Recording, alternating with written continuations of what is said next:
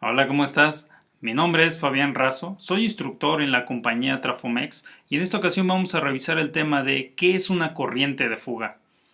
Como primer punto vamos a definir ¿qué es una corriente de fuga? Pues bien, nosotros podemos representar esta situación en un circuito eléctrico en el cual tenemos una fuente, tenemos un apagador, una resistencia y cuando nosotros cerramos el circuito, pues primeramente aquí tenemos voltaje, tenemos resistencia. Cuando nosotros cerramos el circuito, a través de él fluye una corriente desde la fuente, pasando por el elemento resistivo y otra vez al neutro y de regreso a la fuente. Idealmente esto es lo que ocurre. Ahora, ¿qué pasa cuando nosotros tenemos un circuito de corriente alterna, como es el caso en un domicilio, que en ocasiones nos dicen que existe una corriente de fuga o que es posible que exista una corriente de fuga? Bien, nosotros tenemos una fuente de corriente alterna y aquí también existe un apagador. Nuestra resistencia va a ser una lámpara y esta regresa por el neutro. Recordemos ahora que nosotros hemos hablado en repetidas ocasiones que este tipo de elementos deben de tener una conexión a tierra a través de la carcasa para que no exista riesgo para las personas acerca de un contacto directo si este elemento se fuera a cortocircuito contra tierra. Una corriente de falla ocurre cuando este elemento se va a tierra,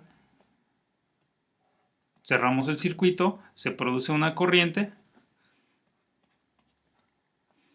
y si este elemento se va a tierra existe corriente fluyendo a través de la carcasa y después hacia tierra. Si nosotros tenemos este hilo conductor, si esto es un punto de aterrizamiento, entonces la instalación va a ser segura porque la corriente de falla va a fluir del punto de falla hacia tierra física en una forma segura, es decir, hacia un electrodo de tierra.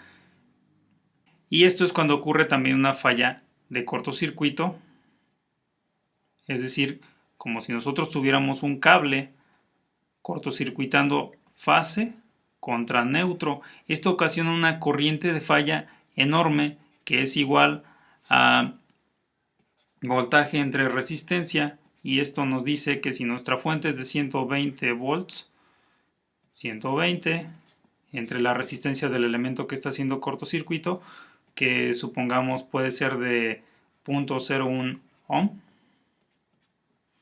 quiere decir que nuestra corriente va a ser de 120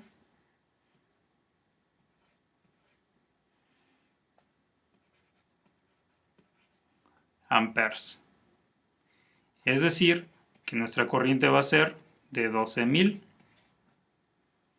amperes, o lo que es lo mismo, 12 kiloamperes, si es que la falla es franca. Pero ocurren ocasiones que la falla realmente no es franca y existe una corriente muy pequeña que fluye del conductor pasando a través del aislamiento hacia tierra. Bien, tenemos nuestro circuito. Este tiene un cierto nivel de voltaje, nuestro foco tiene una resistencia, nuestra lámpara tiene una resistencia, cerramos nosotros el sistema, se produce una corriente. Esta corriente pues obviamente también depende de la resistencia.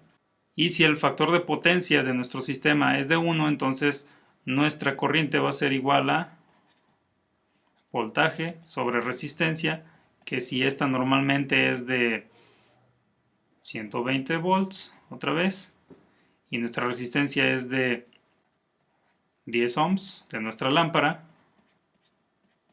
entonces nuestra corriente va a ser igual a 12 amperes. Nuestro circuito. Bien, ahora este cable tiene una resistencia contra tierra que por lo regular debe ser muy elevada y por lo tanto se considera en ocasiones en los circuitos analizando este tipo de elementos que la resistencia a tierra es muy elevada, tendiendo a infinito, y por eso la corriente que fluye de aquí a tierra se considera despreciable, se considera cero, pero en realidad no es cero. Si nosotros vemos este cable, tiene un recubrimiento, que es el aislamiento. Ese aislamiento tiene una cierta resistencia, o más propiamente una impedancia. Si la impedancia normal de este circuito fuese de 100 megaohms, nosotros tendremos que la corriente que fluye del cable del elemento conductor del cobre o del aluminio hacia tierra va a ser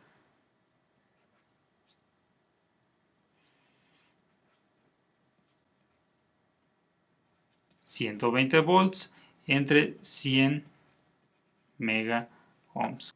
Vamos a hacer el cálculo de cuánto va a ser esta corriente a tierra. Son 120 volts entre 100 millones de ohms. Esto nos va a llevar a tener 1.2 microamperes. 1.2 microamperes. Es una corriente demasiado pequeña que no nos va a provocar problemas sustanciales en cuanto a pérdidas o en cuanto a efectos en el cuerpo humano, es decir, no son dañinos en realidad. ¿Qué pasaría si a esos 100 megaohms nosotros consideramos que el tiempo o la humedad o algún otro elemento físico está dañando o deteriorando nuestro cable? Tan solo el paso del tiempo es una constante a considerar en este tipo de esquemas eléctricos, debido a que pues se va reduciendo la resistencia, que originalmente nosotros decíamos que era de 100 megaohms para 120 volts. Puede que pasen 10 años, 20 años, 30 años y ahora nuestra impedancia se reduce a 10 kiloohms, lo cual nos va a decir que nuestra corriente que fluye a tierra va a ser igual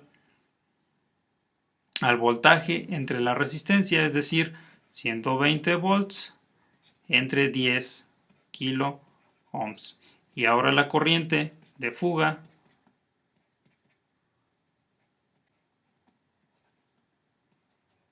ha cambiado nuevamente. Ahora es de 12 miliamperes, lo cual ya conlleva un cierto cosquilleo o un cierto engarrotamiento para las personas que lleguen a tocar ese conductor o que lleguen a tocar el elemento que está conduciendo ese flujo de corriente a tierra. 12 miliamperes ya es considerable. Ya puede dañar a una persona, a un niño. Y en este caso es a tomar en cuenta, porque estos 12 miliamperes ya nos están provocando también pérdidas en nuestro circuito eléctrico y por lo tanto se va a traducir en un consumo elevado de corriente cuando nosotros recibamos nuestro recibo de electricidad.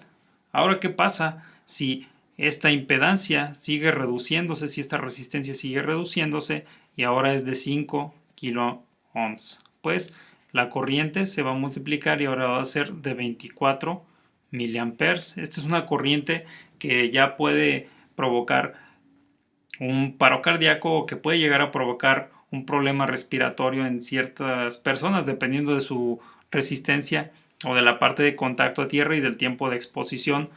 Ya es una corriente a tomar en cuenta. Pero, ¿qué pasa si esto sigue reduciendo? Ahora, si llega a ser de 1 kiloohm, esto se incrementa 5 veces más. Ahora nosotros estaremos hablando de que en nuestro sistema Tierra vamos a tener 120 miliamperes. Definitivamente esto ya puede provocar un daño mayor. Ya la posibilidad de que ocurra un paro cardíaco, un paro respiratorio, se incrementa a medida que nosotros vamos incrementando los miliamperajes o vamos incrementando el tiempo de exposición o la parte de exposición de nuestro cuerpo. Y bueno, esto es una corriente de fuga, es una corriente que nos provoca problemas de consumos más elevados de corriente. Ahora continuando con lo que es La consecuencia respecto al daño a las personas debido a una corriente de fuga, pues tenemos que hemos considerado que esta corriente de fuga es de 120 mA para nuestro circuito eléctrico. Si esta corriente de fuga se encuentra en la parte aguas arriba del interruptor que desactiva nuestra lámpara, entonces esta corriente va a estar fluyendo siempre hacia tierra, porque la fuente está alimentando constantemente esta corriente de fuga. Si la corriente de fuga se encuentra después de nuestro apagador o de nuestro interruptor, entonces esa corriente solamente va a considerarse de fuga cuando este interruptor se encuentre cerrado. Bien, para este caso vamos a considerar que nuestra corriente de fuga se encuentra en la parte aguas arriba de nuestro circuito. Esto va a ocasionar que 120 mA siempre estén fluyendo hacia tierra. ¿Qué pasaría si ahora nosotros tenemos que esta corriente de fuga se sigue incrementando, como ya lo estábamos viendo, y ahora se incrementa a 1200 mA? Pues eso quiere decir que nuestra corriente de fuga en realidad es de 1.2 amperes ahora. Se ha incrementado al grado de que ya es de 1.2 amperes, y esto nos dice que la potencia que estamos perdiendo en nuestro circuito es de 120 volts por 1.2 amperes. Esto nos va a dar una potencia que es alrededor de 144 watts. La compañía suministradora lo que nos cobra a nosotros no son los watts, sino los kilowatts hora que nosotros consumimos, porque esto es energía a lo largo de un cierto periodo que puede ser de 30 días. En este caso, si nosotros tenemos que nuestra potencia es de 144 watts, es decir, de 0.144 kilowatts. Ahora, en un día, la energía que nosotros vamos a tener en pérdidas va a ser de 3.456 kilowatts hora en un día. Si nuestra compañía suministradora nos cobra 1.5 pesos mexicanos, esto es algo que estoy suponiendo, por kilowatt hora, entonces nosotros en un día vamos a tener que pagar 3.456 por 1.5, es decir, vamos a estar pagando 5.184 pesos por día. Si multiplicamos esto ahora por 30 días, en 30 días nosotros vamos a haber pagado 155.52 pesos mexicanos tan solo por esta corriente de fuga. Desde luego, sin tomar en cuenta que las compañías suministradoras tienen ciertos escalones, es decir, ciertos parámetros para los cuales si yo, por ejemplo, me salto de un cierto consumo en el mes, que pueden ser 50 kilowatts, 100, 150 kilowatts por hora en el mes, ahora voy a entrar a otra tarifa. Yo ya consumí un paquete de kilowatts hora, ahora tengo que entrar a otra tarifa que es más elevada. No estamos considerando esto, simplemente estamos considerando lo más sencillo posible para darnos una idea de que las corrientes de fuga pueden costarnos bastante dinero en una instalación eléctrica. Y en este caso estamos hablando de instalaciones eléctricas residenciales, domiciliarias. Pues bien, espero que te haya gustado esta forma de interpretar lo que es una corriente de fuga y que sobre todo podamos entender fácilmente cuáles son las causas de una corriente de fuga en cuanto a una persona, el daño a una persona, y en cuanto también al costo que puede tener, porque además de esto pues hay que reparar, hay que encontrar la falla, hay que repararla y posteriormente verificar que ya no se encuentre esta falla. Pues bien, en el siguiente video vamos a ver cómo encontrar una corriente de fuga y cómo podemos terminar con esta situación que afecta que puede afectar tanto a la salud como a las instalaciones y al costo de manutención. Así es que espero que te haya gustado, suscríbete y nos vemos en el siguiente.